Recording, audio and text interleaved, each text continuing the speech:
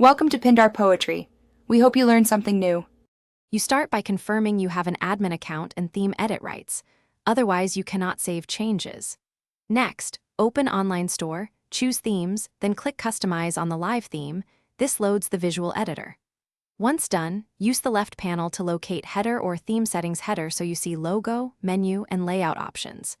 Make your first small change, like swapping the logo or toggling sticky header, so you know the editor is responding. You now refine layout and individual elements. Adjust logo size and alignment, and confirm mobile visibility so the header stays usable on phones. Then add or reorder components, primary menu, search field, cart icon, and an announcement bar, because structure affects conversions. Make spacing, color, and font tweaks in theme settings. Those choices maintain brand consistency. Once adjusted, preview both desktop and mobile views. Test click targets, and ensure responsive behavior before exporting or publishing changes. You finish by saving your changes and publishing the theme, or duplicate the theme and publish that copy to avoid downtime.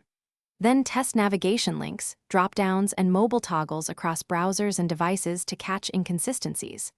If something breaks, like layout shifts or missing icons, clear your browser cache, disable apps that inject header code, or revert to the previous theme backup. If you added custom CSS or Liquid and caused errors, comment out that.